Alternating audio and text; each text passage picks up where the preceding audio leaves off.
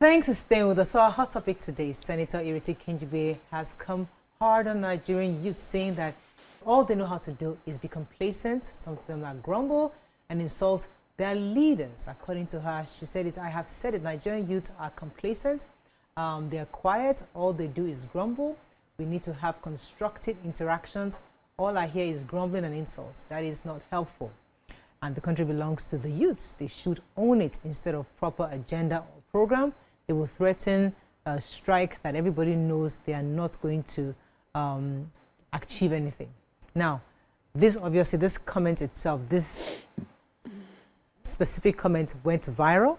Many people went for her, people criticized her, saying that leaders are the ones causing the complacency amongst the youths. Young people are saying that they are much more, than what she's saying they are.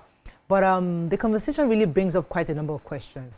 How young people are perceived, if in truth, if there is actually an iota of truth in what these leaders are saying about young Nigerians. Are they complacent? If they are, how can we ensure they can be more effective in nation building? These are some of the conversations that came up over the weekend. I would like to share with our viewers. You can call us on 021-635-2013, 090-241-63440. You can also send us messages on X and also on YouTube. We'll be happy to read your thoughts. We know many Nigerians like to go hard on leaders when they make comments. And sometimes leaders make unguarded statements. Sometimes there's this off-the-cuff statement that just happens, not because you planned it that way. It comes across in a different way. I was yelling at myself and my daughter were having a back and forth, which is yesterday. And I was trying to scold her for not putting together her school uniforms and everything ready for the week for her and her siblings. And I was scolding her. While I was scolding her, I was saying, you're not pulling your weight in this house. That statement alone threw her off. Mommy, how can you say that? Like, really? She started telling me all the things, and she's been pulling her weight. So why did you say that? And because at that moment, that singular thing of your uniforms are not organized for this week. Because of that, I made that statement. But in reality, she's been clearing out the trash. We cooked together over the side. She cut the pepper. She's there. She's like, Mommy, how can you say that? She really confronted me. Mama, like, it's time for you to apologize. I said, you are absolutely right. You are carrying your weight. I said it because I mistakenly said it because of this. So immediately I let her know that it was my mistake. I didn't mean to say it that way. So I'm also suspecting the senator probably said it out there, not because she's trying to say all Nigerian youths are complacent, but I don't know. Because let me hear your thoughts. I would like to jump in. Okay. Are you ready? So for me, the video, it was a jabber moment. But it was a jabber moment and jabber, for those that don't know what it means where something just drops out of your mouth that you probably wish you didn't say. But I always feel like out of the abundance of the heart, the mouth speaks. So in most cases, you're saying something that you probably have said privately. Maybe you would wish you didn't say it publicly because the backlash has been huge. Do people have a right to complain? Yes. Should they insult? No. But the fact that she didn't see she didn't sound like she understood why people were complaining. She felt give constructive criticism. What do you want people to say? They don't have food. People don't have work. Cost of living has gone up. Transportation that will cost 40,000 naira per month is costing over 8,000 naira per month, and salary is not increasing in the same volume. People are complaining, and you say they should not complain. What should they do? Because at the end of the day, if the leaders do not understand how people feel or can empathize, they cannot in any way solve the problem they cannot empathize with. So I hear her and I feel like, yes, this is a moment she shouldn't have said. But it also gives us an inkling to what we're dealing with as citizens, that, these leaders, we need to change strategy. And I feel that while Nigerians can be bashing her for what she said, let us listen to her and think about it, that we have been shouting this shout since. It's not getting us what we want. So obviously, the leaders we are talking to, they don't understand us. All they are hearing is noise. Let's sit down and tell ourselves, if we continue making noise for the next 5 years, we will still not get anything. Let us show what we're doing. Even as we're calling out our leaders, I feel she shouldn't have said this statement. I feel that she should understand that people she's dealing with are feeling the pain that she cannot imagine. And she needs to put herself in our shoes to understand what the average Nigerian is going through and the way the value of money is changing in her hands. And they might say they are feeling it too, but really you cannot understand. Because I'm like, so a photographer sent me a bill and I'm wondering, photography. And like my mother said, imagine, put 2 years ago this amount of money and how much it would mean today. It's not that big deal. Though. If you compare what you can buy with this money, it's not that big deal. My staff was telling me he wanted to buy plantain, and he went to the market 2,000 and I couldn't get plantain. Like, he hasn't had plantain for like 2 weeks because he could not afford the money. When he was saying it, I had to think about it again. That true. Plantain is 6K. The price of things have gone so high. So that kind of person will complain. You say the person is just grumbling. Okay. Thank you for the way you came back, and then you stopped, because you just went to do what she talked about. Eventually, we know these problems. Me and you, I have not had plantain since January. It's not because I did not see the ones. Second year, me too. I don't buy expensive plantain. I have my Scots, and they don't have. So I've not bought plantain. It's not because I don't know that it's expensive. We are getting ready for a layer now. Tomatoes will I got briefed today. Tomatoes will enter almost 200 per basket. So we are living in a country, yes, we know. But what are we doing? And I want to say thank you to Senator Kingibe for saying what she said. Thank you for waking us up. Whether we like the conversation or not, you know those tough truths that our parents told us that made us sit up for our exams. These are kind of truths that she's saying. How many Nigerian youths would complain of the tomatoes that is going up and go and get a farm? I will sit down with my phone. I will call out the president. The price is not dropped. I will call out the president tomorrow. I will call out the president next tomorrow. But will I start a farm? Will I take a job at a farm? No, I will not. Because I was born in Lagos. I cannot imagine myself back there. And I want to work in TVC. So how many Nigerian youths are willing to put their money right where their mouth is? I was at the NASFAT 30 years. Thank you. Dr. Wale Babalakin was chairman for the day. BRF was guest lecturer for the day. We had the former Interior Minister, Ralph Aregbesola, seated. We had the former Commissioner for Works Lagos seated. All these men, when Ralph Aregbesola was speaking, he now reminded the entire hall that when we started our activism and advocacy to change and get into leadership and do things, we were in our 30s. Exactly. He looked at the hall and said, amongst all of them, the youngest here is 65. The youngest amongst their set should be in their 60s, 30s. But they didn't just write, they didn't just scream, they didn't just talk, they took action. The larger number of Nigerian youth today, we are still talking. Yeah. We are still talking. When are we going to start doing? We are busy arguing about clubs in Europe. Who is winning? We put our monies there, we bet there. And we want miracle. It go happen now. Wait, we pray very well. Allah says He will not change the condition of a people until they change what is in their hearts and their thoughts. You would sit at a place and they're arguing between Wizkid and Davido which album is selling. But Wizkid and Davido are the youths who have used their youth to make a change for themselves. They're making their money. The larger number of people are deciding Wizkid FC, Davido fans are the 30 BG. That's what they're arguing. Or JP25. 2025. JP2025, the young Priscilla lady, has called herself an influencer, a content creator, used her platform, and all of us have put our money and data, including myself, on YouTube, Instagram. Follow her and be watching videos, pictures. What action do we want to take? Because what Senator Kingibe has said might seem harsh.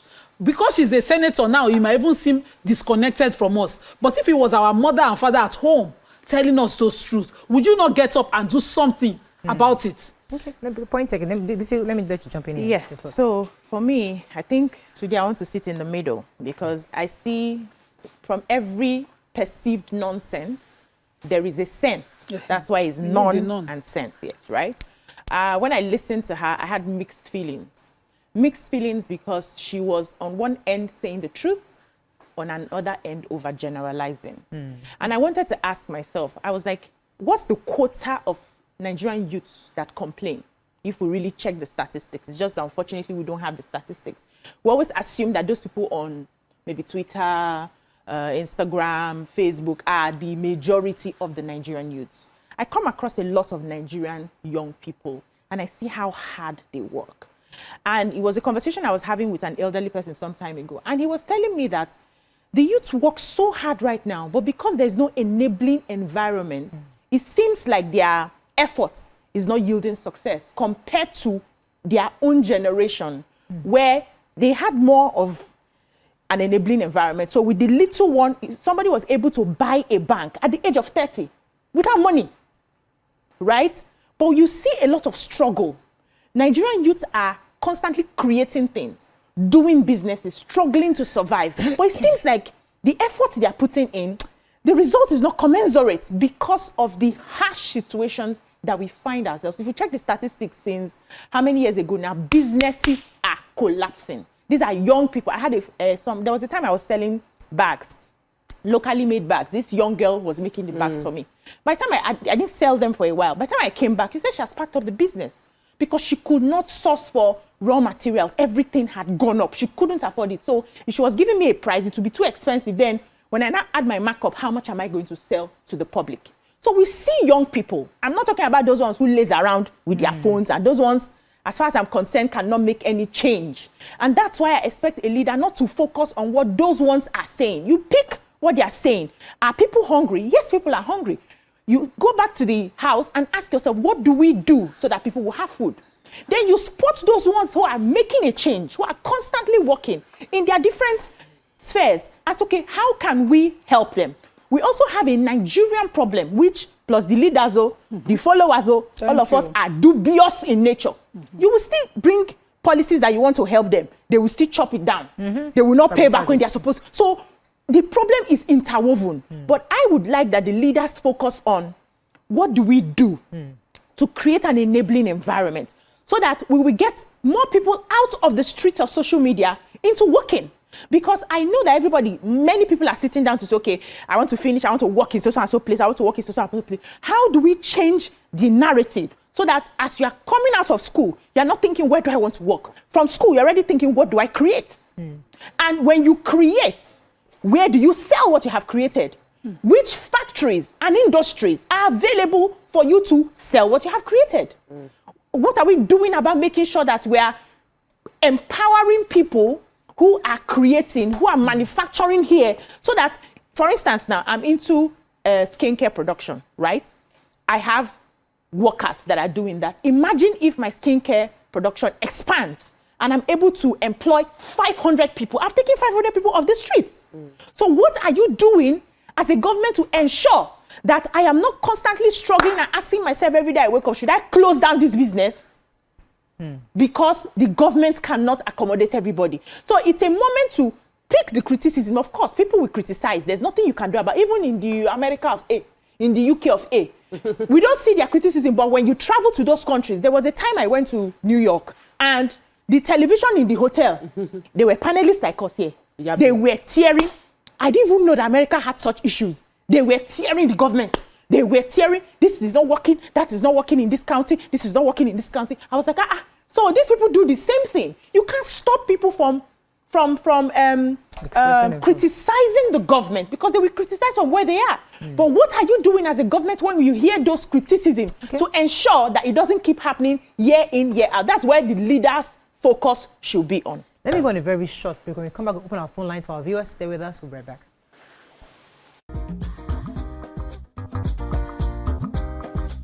Stay tuned. Your View will be right back. Thanks for staying with us. I think I have Daniel from Ikeja on the phone. Good morning, Daniel. You're live. You're live. Go ahead, please. Okay. My own position concerning this Kingibe statement is just a wake-up call to every one of us that we need to move on with reality. We need to move on with life reality.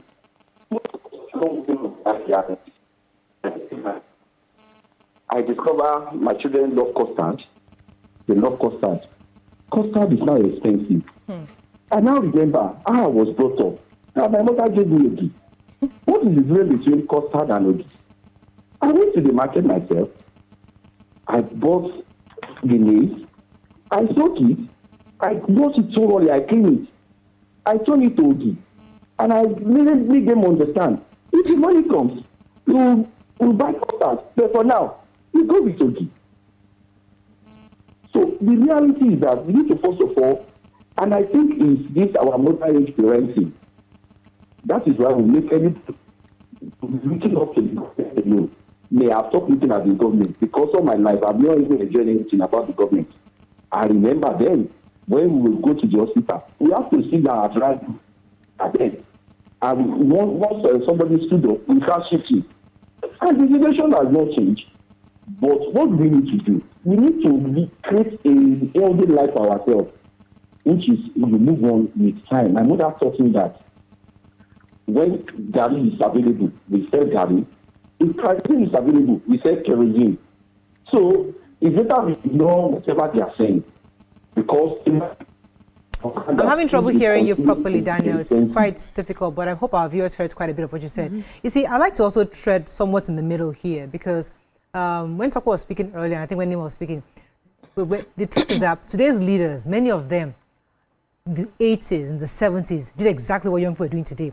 They were speaking against government. They were saying, they were not only speaking, they were also trying to participate, like just like you said, Rauf Aregbesola, the Fasholas of our time, the Femi Falanas of our time. They were all young rebels. They were speaking against the government. And they've all somewhat taken their place to see what they can, how they can participate for a better Nigeria. So I think I hear the part of, you can't just talk. You must get involved, because if you say, oh, the leaders are disconnected, where did they come from? They came from us. Senator Kinjub came from this system, from us. So she was also watching television like us, criticizing government, saying, no, I'm going to participate. Now she's there, we're not going to assume, oh, she's disconnected. Maybe not so. But also on the part of the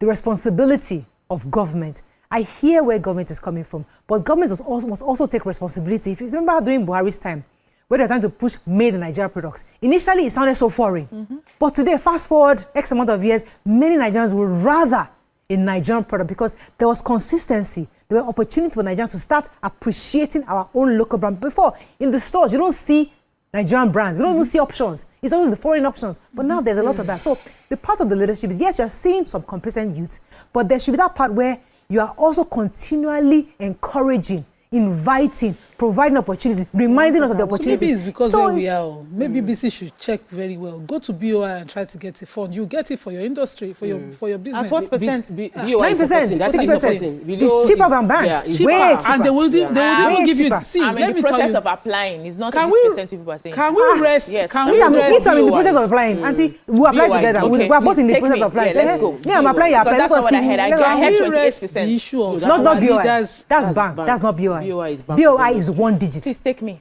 BOI is one So digit. can we rest the issue of our leaders? See, that one. We cannot rest it too. May I complete my statement, please? It is a fact that we have the leaders we think are disconnected. We see their actions; they don't commensurate with. They're not commensurate to what they say we should do. They tell us to tighten our belt. They don't seem to be tightening theirs. What I would say is, if you cannot help me, I will not allow you to leave me where I was. I won't be sitting down and allowing you, and for the rest of my life, blame you for where I am. I will get up and find a solution to myself. It is tough here. I am in business. Several times I've thought, this business, is it for me? Is it not for me? I have had that thought. I'm also a Muslim. I can't take interest loans. So I'm tied up somewhere, constantly thinking. I know what I'm facing. But the truth is, I will not sit down, just as I have said, for any leader to come and call me complacent youth. Nigerian youth, start your own party.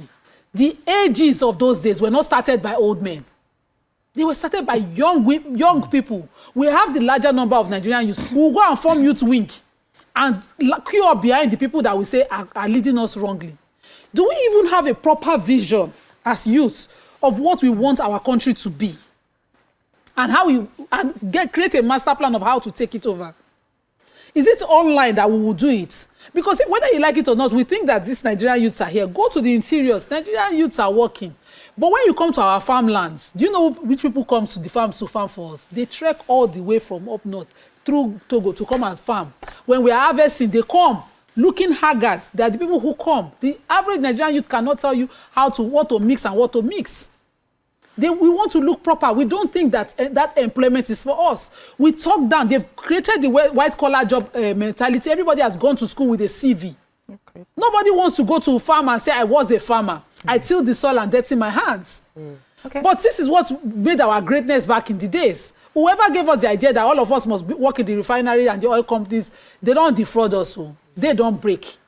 What can we do to help ourselves? We are not manufacturing. Okay, I have a caller, Abraham. economy now. Abraham, thanks for calling. You're live.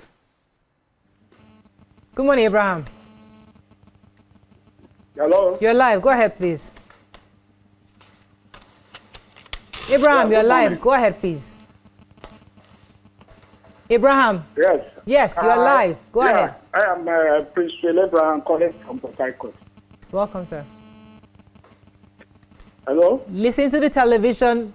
Listen to me, not the television, please. Go ahead. Can you hear me? Very clearly. Okay. I want acknowledge of don't mind my English. I want to talk about this particular thing that Mrs. Kingibe said.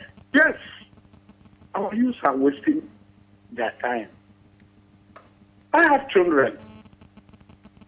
I watch television.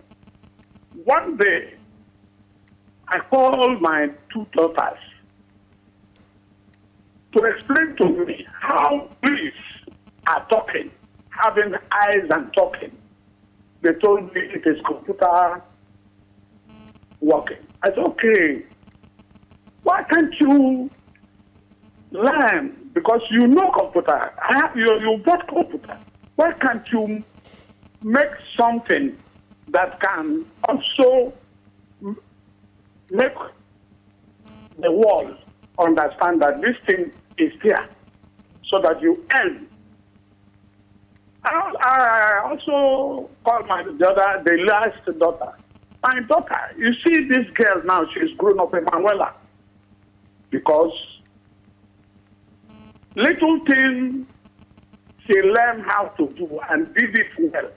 Later now, the world recognizes her. Why not do more than what she has done so that the world also will know you? Okay. When we were born, we don't have computers. We don't watch television. When one person, like in Abloma, one rich man bought television, those days, the whole of Abloma gathered there to watch what is happening. We felt that somebody was inside that television talking. Today, we come to understand that it is by this computer. I went to a eatery. I saw two young boys and one girl. All their life was on phone. Nothing, just to dupe another person. Somebody made this thing for you to work on it. Why not you? When you go to overseas like China, everything. Thank you very much, sir. I think so. What he's trying to say is that the social media online has distracted young people. There's a lot of going on that you see lots of people, young people, that there's opportunity in technology, but many of them are not adhering to it and are not using it. Let me come to you, Tokwe. Okay, so I need to start by saying that I understand the role of citizens, the citizens' participation, the citizens' responsibility to the government. And I feel that we talk about it a lot of times. And it's a lie to say that Nigerians are not participating in what is happening politically. In every climb, it's not majority. Even when our leaders were young, it wasn't majority that were involved in what was happening. It was a few of them that were involved. And when they took responsibility, it wasn't like everybody was on the road that time that all the protests were taking place. So I feel like we're overrating and undermining the effort of those who are dedicated to speaking up for the injustice happening within our country and the challenges and hunger people are facing. I also feel like it is not my job to constructively criticize you. If you contested if you say you're a politician, you contested for a role, you are a servant of the people, I don't need to be criticizing you in a constructive way. I don't need to. If I know the solution, I'll have contested. If I know the solution to Nigeria's problem, I'll have gone to go and pick up ballot paper and pick up a form and say I want to become the governor, I want to become a senator.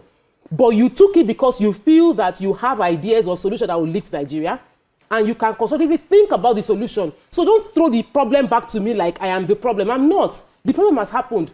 Everybody in politics right now knew there was a crisis where they were going to be contesting. True. They knew there was a problem. True. They knew they were going there to go and solve a problem. Don't complain. Solve the problem. Now, I feel that when we talk about Nigerians not wanting to farm, I'm doing farming. I'm not the one tilling the ground, and I'm not meant to. I'm employing people tilling the ground. It is hard work. I see them working, and I'm like, this is not, we can't continue like this. Our forefathers did it. They were also riding horses.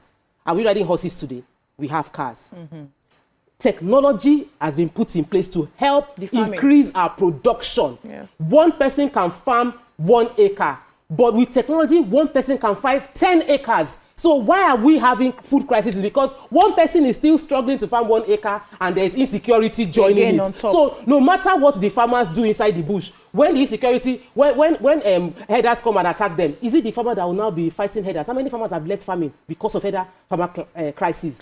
We have the part where we will do as citizens, but there is a government intervention. I can't go and buy tractor. I can't afford it. I can't go and buy, even getting bulldozer to afford it. So we are now using manual labor to be clearing the farm. So for me to clear 1 acre of farmland, the manual labor takes a long time. If I use bulldozer, it becomes more expensive. There are many things that government needs to put in place. Yeah. There are many hardworking Nigerians. I engage them every day. So it is very wrong for a judgment to be passed on majority based on the few you are looking at. We are working. The pride of Nigeria on a global scale now is the entertainment industry and Hollywood industry. Those are young people. The government did not give them anything. They did it by themselves, sweat and blood. So we are squeezing some things out. You'll be shining and saying, I'm proud of you. The governor will shake them, all of that. But the ones that are complaining that they don't have things to do and they need your help and they are grumbling, they are looking for food to eat, you now say they are grumbling. That they should do constructive criticism. They should not insult. Let me take this call. Ola, thanks for calling. You're live. Ola, you're live. Go ahead, please. Okay, let me let you come. That's the way they're hungry, they feel construct. I don't know. You cannot construct nada if you are hungry. So my problem is, if we, the citizens, complain, you, the leader, you not complain and throw it back at us. That's so. All of us are the same. I'm supposed to complain. You're supposed to say, calm down, no. This is the solution. Or yeah, come and join me. Let's work on this solution. That's what I expect to hear. If I have to shout first for you to know what is right to do, you're not fit to be a leader as far as I'm concerned. So what I want to hear now is solution, solution, solution. We need to go back to the drawing board, right? You have seen that many people are sitting down waiting for white-collar job, and the government cannot afford to employ everybody. Then you ask yourself as a leader, where can we begin to change the mindset of the people? We see countries right now where in their nursery school, they have thrown away reading and writing first. I said that at the early years. Wait, now, at the early years, in their nursery school now, they are farming, they are crocheting, they are knitting, they are cooking, they are fixing cars. They are nursery school. And when you catch children young at that age, where they are hands-on, you find that you are grooming them to be responsible, to be able to put on their thinking capacities. We are still operating the education the colonialists gave us so that we can become their servants. That's what we're still using our educational system. We are still operating based on, I read, I memorize, I vomit, I give you, I forget. That's what we're still doing till today. We are not sitting down with the education minister to say, how do we make these children begin to use their brain? Leave ABCD first. Let them get to a certain age, they will get it. There are people I know who did not start speaking English early. Today they speak English and they are good. It's not about that. It's not about English. Those countries we are looking up to now who are creating and manufacturing are starting young. We are seeing them, but we don't pay attention to those. Okay, then we ourselves will brandish certificates from different countries and we are feeling proud about it. Let me come to you for a second. Those who built these countries that we all admire is not the government, it's the private sector. It's a person who, even your Flutterwave or what's Andela, will say he was raised here. This same book, this education you're criticizing. Yeah. Regurgitate and give you and give back. The same way this young man Inyola was raised in this country. How many did his degree? No, he studied here. Yeah. Now this guy created a unicorn such that is globally recognized. The point I'm trying to make is that it is not government that would give you the solution, because that's the mentality a lot of us have. Government give us the solution. No. The most economies are led by private sector. Yes. It is you who learn and see what's the point. It's a problem that we have. Then you go back and think of a solution and see how I can do. So a Flutterway, for example, came with a solution. You're taking it away from what I'm trying to say. I'm telling you, I'm trying to make you understand the various levels. Yes. There's a part for government. Yes. And there's a part and I get for them the people. one now. I'm not debating you. I'm trying to make a point. The point I'm trying to make is that a lot of young people who are here, homegrown, have solutions to Nigeria's problems. Okay. Now, before we start sitting back and waiting for Nigeria to say, government, come and take this. No. We are the ones to say, okay, this is what I am proposing to be a solution. Now, which government agency can I go to and give them this idea and see if I can get the support? It's a whole different conversation. Yes, that's one. Let me quickly say something. So I've seen people who have created things and gone to government, and somehow they were shut down. Oh yes, they could not push. Absolutely, they were just shut down and they forgot about it. Many of them relocated. Yes. Right. That's on one hand. Secondly, there's a role for the citizens, like those of us that are running businesses and say, okay, this is the aspect I want to create a solution for. There's that, but there's an enabling environment and a conscious mindset change that can only come from government, and it starts with education. We have more public schools with more poor people today. Leave the private schools. They are doing what they are doing. How many of you can afford to pay to be in the private schools? So we have private schools that are actually paying and doing all of these things, but how many Nigerians can afford it? So you as a government will look at your public school and say, how do we change the curriculum in such a way that we begin to teach creativity and we enforce it on this level to be able to empower more people? That's the job of government. Fashola will tell you I went to public school from start to finish. That's what, how many Fasholas are there? I'm telling you that many, even your deputy governor today, there, Hamza. How many Fasholas are there? So let's leave this public and private school thing. For me, we can't leave still a conversation. I'm telling you. How many of them are there? Children in the schools they went. I'm telling you. Let me go on a short break. We'll Come continue the conversation. Stay with us. Stay tuned. Your View will be right back. Thank you for staying with us. We're still discussing the senators' comments. So, yes. So there's, I did not come here to talk government today. I wanted to talk to the Nigerian youth because I felt what Senator Kingibe was saying was a wake-up call for us. But there's a role that government plays. A government is the one who sits on a biggest table and has a vision for his people. When China knew that they could not be teaching English, they did not go and start to export education. The UK knew that their manufacturing was failing. They faced education. Anywhere you go, UK will come. Education expo, education whatever. They will bring universities around. That's what they export. True. Everybody that around the world, I went to education is what UK exports. Yes. But China still say they no go fit they do the same thing. China start to do what? Manufacture. Bam. They enabled their youth to focus on that. And you can start that from scratch, from, as BC said, in fact, from cradle. You start to give the child, like I went to, there's this thing, this set they sell at the article market in my area, a set of a construction set. My son asked mommy, can I have a full construction, a digger, a whatever? Those are the things I was buying for my child. So you can start that as a government because your vision is that this next generation in 20 years will take your country to the world exporting the best of this and that. That's the business of government. Thank you. But you know, go come good. When our own ancestors were exporting groundnut rice and everything, we are now here saying, government, oh, we are not interested in the hard work. That's where my problem is with the youth. We are not interested, if they like me, the vision now. The government is bad because some people are busy. They're in the business of collecting money and grants from telling us that every government we have cannot amount to anything good. That we ourselves, it will not amount to anything good. That our land, it will not amount to anything good. We see that. America can't even, they were dealing with everything, trying to amass everything. But today, what has been exposed?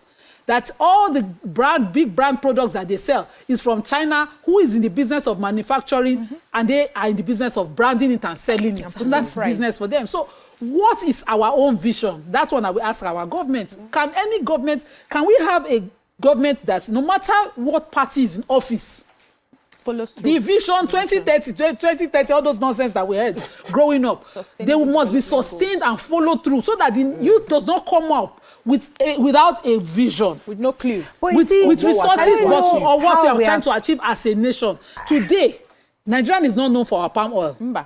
When I was a child, the old Bendel was known for that. Palm oil and cocoa. But Today, our Nigeria is not known for even our groundnuts. Even crude oil.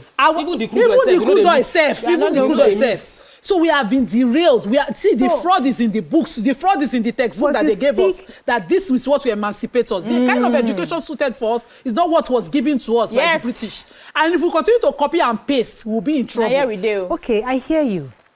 But you see, there's also a school of thought that says that Nigeria is a country where we have this. We are going to be very relevant in this fourth revolution, global industrial revolution, which is the technological advancement, which is the AI, because we have this knowledge capital that the world is seeking. We're exporting our brains to different parts of the world. I hear you, but you see, the future has gone beyond granite, cocoa, and everything. It's about knowledge. I'm telling you, food is always relevant. I'm not saying they're not relevant. I'm saying that where the future is heading, many Nigerians right now, we are going to be very crucial in this fourth industrial revolution, which has a lot to do with AI intelligence and the robotics. Nigerians have been exported to different parts of the world because of their knowledge base. So that knowledge capital is something we can actually look within and see. Can we just focus on our food? We're not eating because that your food. Technology is providing of food make our GMO is already providing it for you. I get you, and I don't think they are getting you. The truth is, they say Nigeria, because of our population and how smart we are actually positioned to become what India is currently has been doing to the world, which is where you have the number of we are always reading paper.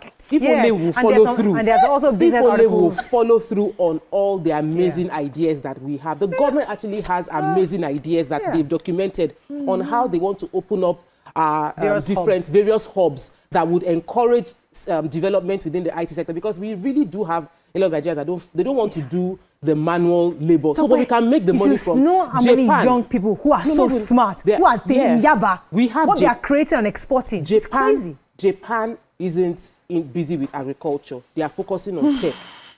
Singapore does not have the land mass. They are focused on other areas to develop themselves. So while we have the land mass and we truly should maximize the resource within our control, we have a lot of resources. I think our problem is that we have too many resources. So we don't have to focus. It's the idea of focusing. Let me take this call and hold it for a minute. Good morning. Thanks for calling. You're live.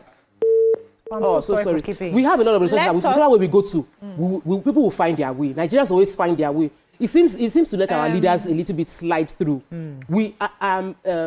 What Senator Ireti Kingibe said, for me, like I said, was a jabber moment, but it is a lesson to help us realize that our noise, our complaining, is coming across to them as noise. And so we should take the feedback as people and become more, how will I put it, we should stop the strategy we're currently using and follow what Nima said. Create your youth party. Create your group of people that can canvass and represent something different. Like similar to what Labour sort of provided for the youth. Because until we are able to show that we can galvanize, they will look at everything you are saying as noise. You are noise until you have power. And so we need to turn that noise into actual power that can confront who is already the institutions that we have. So I would like us not to let anybody bamboozle us with their own statistics. If it's not our own statistics, it's not our own data, let's not allow anybody bamboozle us. God Almighty will bless you. Amen. Bless you too, my darling. Because the truth of the matter is, the people who have the power in other aspects, like let me not use the word colonialist. Which other word can you give me for the West, right? They are very deliberate on how they want to keep people in a cage with promises while you lose vision and focus. It is not them that will tell us that we have people that will take up AI, we will export this, you people have human capital, blah, blah, blah, by their own metrics. We are saying that if we want to survive and become a world power at a setting, it's going to take a while, right? It's going to take 30 to 50 years. We need to go back to the drawing board by ourselves. We need to go back to our educational system by ourselves. We need to choose by ourselves what we want to be known for. And this is a conversation that the government will start, get relevant stakeholders, people who are vast in certain things, put them together and say, okay, what do we want to be known for? Pick one first. In 2030, don't you? Let's say in 2050. and then they start working on it and going. So every other, different people like a Morayo, a Topper, who are following AI, those ones have been doing it personally. They can continue. Let them be doing their AI. But the government must have a collective for where they want to take the people to. If tomorrow she not do AI again, she wants to come and join, that's fantastic. Nobody's going to stop you. But the masses need a form of guidance. They need somebody to lead so that they can follow properly. In a few years, you now start seeing results. And we have to start with our children. You now start seeing results. You start seeing results, you start growing. That's how every country has chosen what they wanted to do, started from. Okay, so when we're waiting and sitting down for their metrics, you people have this, you people have that, you can speak English, you can do this one. They want to use that one to deviate you from the real resources that you have that will set you apart. Because this is the economist, the global economist. Yes, tell us who is deviating. Yes. Let me take this call from caller Jerry. Thanks for calling your line. My food chest. I'm sorry for keeping you not vex. He's been there for a long time. So they don't give us corn, carry the whole farm. Do you know that these people that told us that we are positioned for fourth generation, fourth revolution, whatever, they are right now in our farms selling one Chinese man who has a full warehouse of our yam that my ancestors were known for farming. Yes. Because now, myself, I go to look which side of the side I go put for granted. Let me ask something small before you continue. This particular example you are giving, I wanted to buy, so I'm into manufacturing of skincare products. Palm oil, PKO, 9 they call them. We no see farm to buy. Oyibo people don't buy all our farm. They buy in advance. Import. They buy in advance. Palm oil give us. Thank you. I want to now preach that God makes no mistakes. And we say we have palm oil. God did not give us arable land so that we can go and be positioned for fourth AI. When we never chop, Abi. You see those what's the Andela guy, the other one, the flutter wave guy, the quick teller, all of them, they be one. But you see, when all of us focus there, we will not make anything, and then all of us will now be hungry. We will now look back. Nobody there farm. And the thing that God has blessed us with the most is our farms. Imagine that we're known for the country with the highest export of organic food. Forget, we don't need anything again. We have that though. Let me attempt. We don't even have a seed bank. Attempt kindly. Let me attempt to respond. This conversation has been had in several places, and it's unfortunate that maybe we can bring in somebody to come and explain it better to us. Nobody is saying that we don't have farms. What they are saying is that technology has gone such that all these things that you hope that your people can go back to, people have gone past it. So you want Mr. A to go back to the farm. We're saying that we already have the machines who are already helping the mechanic. I'm almost done. Please let me finish. The machines are already there doing that job for you. The one you want that China is doing for you producing, you can't beat China because the cost of production there is so cheap. Try it in Nigeria, you're going to fall apart. So when you're wasting your time saying, let's go back into manufacturing, you are wasting your time because you can't beat China in that game. I'm almost done. So you give up. So the point, the point I'm trying to make is that, listen, you don't have to take my argument because we're going to bring in proper experts to explain to you better because we can debate this tomorrow. But the point is that where we are, what some experts are saying is that we have a knowledge economy that many parts of the world cannot compete, especially in Africa, within Africa, because Nigerians are probably the smartest. We have the numbers and we're widely spread. So we have a unique opportunity to own a space that maybe we can actually be leaders of the world. And I'm not saying that's where we're heading. I'm just saying it's an opportunity for African Nigerians to see this as something that we're looking for. Not saying that, not in any way saying that the manufacturing or the palm oil farming is not important. They are important, but there's already solutions to help us do that. We were number one leader here. Without that backstory. No, you can't say backstory. Hold on. I see your point. But there's nothing in the world, nothing any other country in the world is producing right now that China has not tried. The Malaysia of the world came to the Bendel of those days to pick our seeds for palm kernel. They export palm oil to us today. That's where we get the PKO from. We have allowed them distract us, and we constantly do the same thing. How about we go back to exactly what God gave us? Go.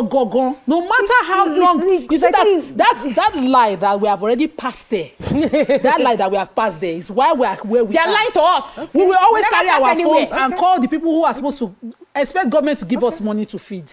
So they are lying to us. Let me go on a break. When I come back, because we'll have to go on a short break. We'll be right back.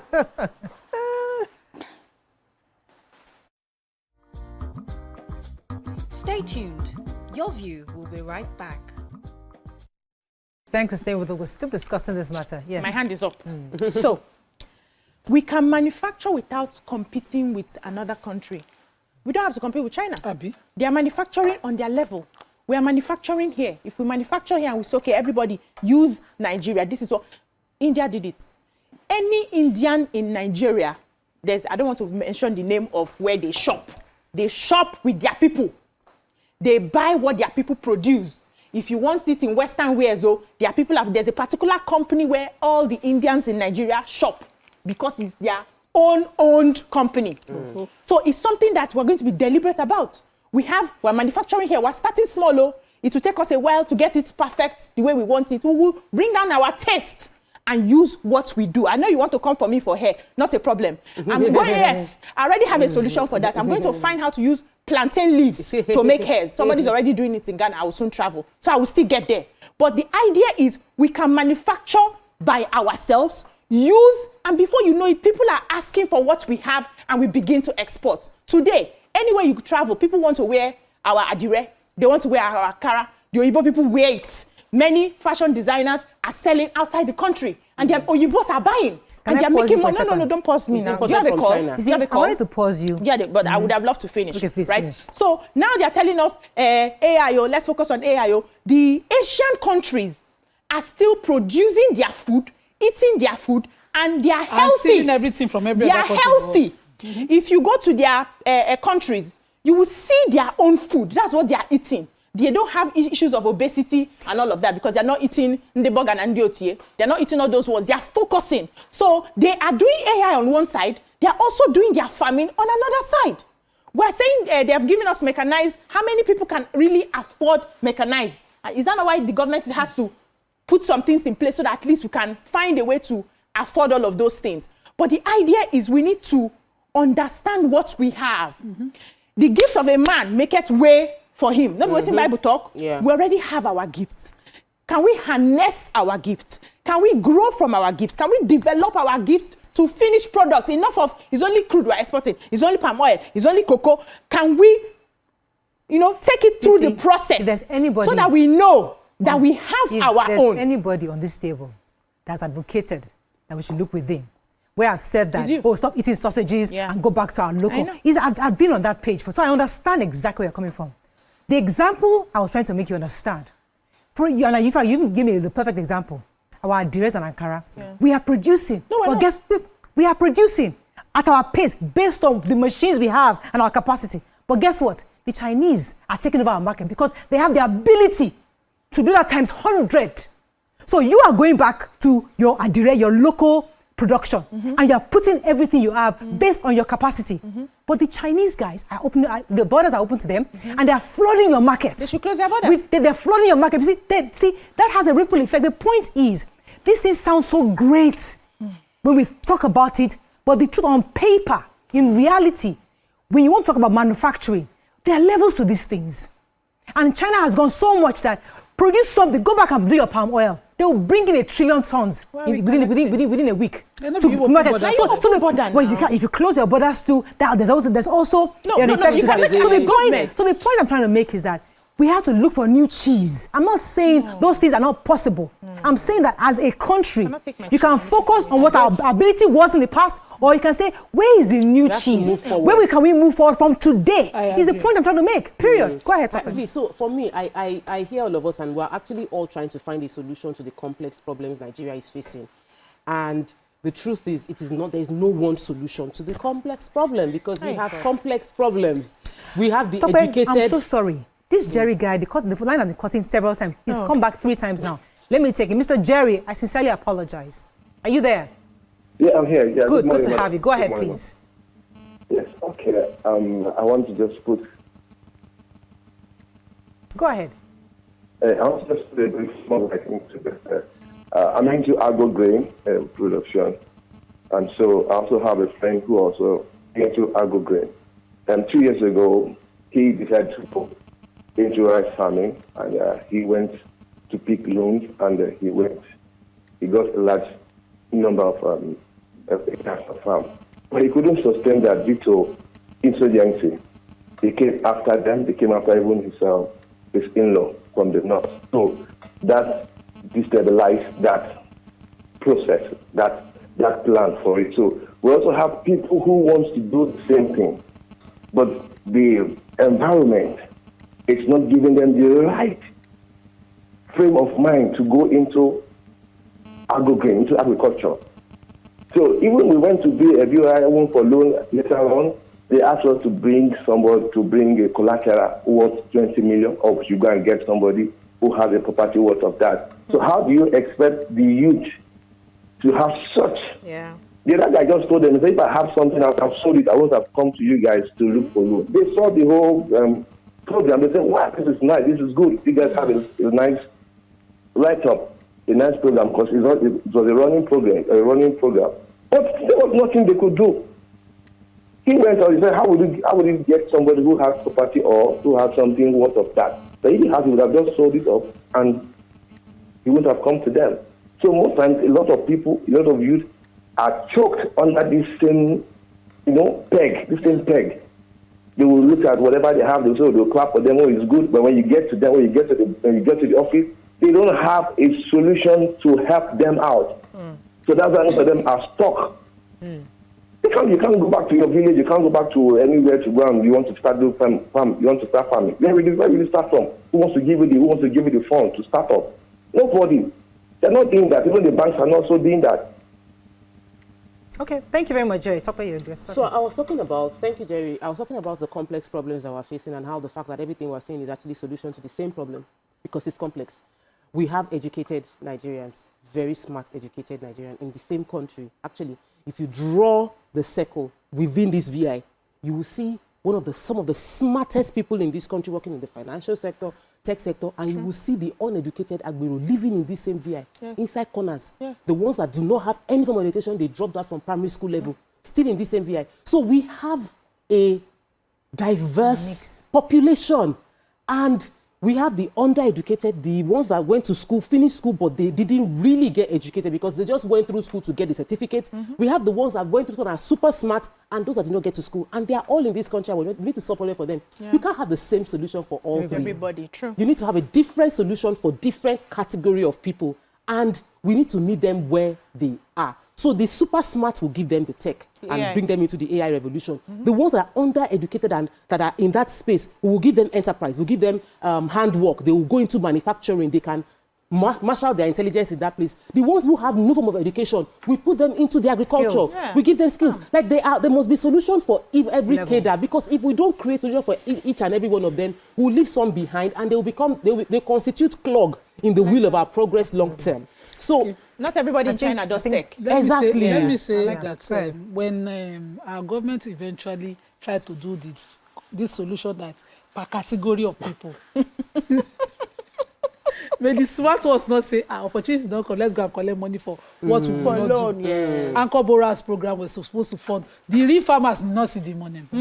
We were doing subsidy to ease the lives of the people problem. The smart ones sat somewhere and thought, Jonathan, let's just collect the money. You win. I know one youth. They cleared the money. And the real Nigerians were still shouting government. Everything government. So this Nigerian smartness, may we use it for only good? Because we need the forex. Moses Lawal says online, and as I'm reading his tweet, his mess tweet, so I'll be X, whatever it's called.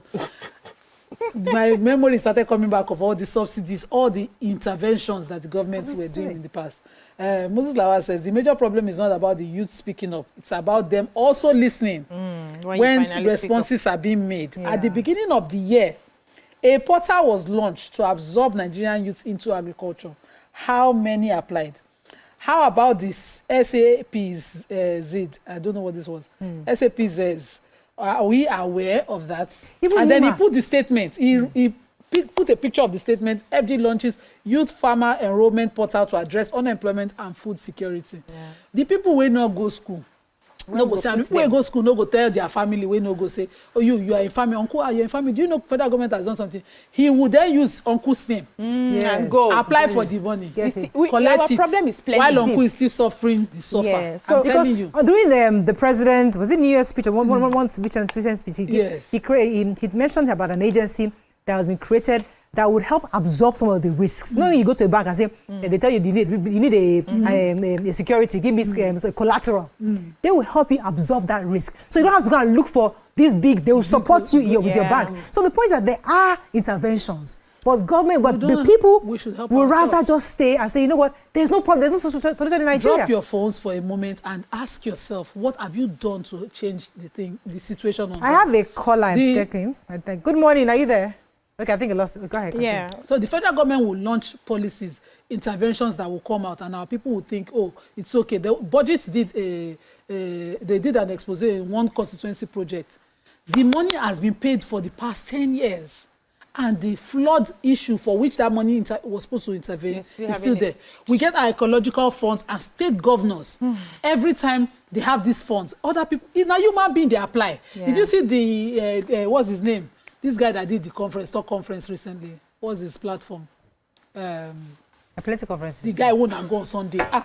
Which one they go on the Sunday? Talk conference, 2 days interview on Dezania and Dialuko, and how they just went in with created companies and they did not take the money. They pledged, as in they empty their accounts. Those were the smart Nigerians. When they go abroad, they are the Nigerian prince because they buy the expensive things. They left the mass number of their people where that money was supposed to go and intervene in poverty. Unfortunately, that's all we can take on today. But that in fact, that sums it up because it shows that the responsibility of us, the people, and also the government. It's really interesting conversation. Thank you very much, ladies. I think we had a very good show. Let's go. That's all we can take on today's show. Have a great day. We'll see you tomorrow. Bye for now.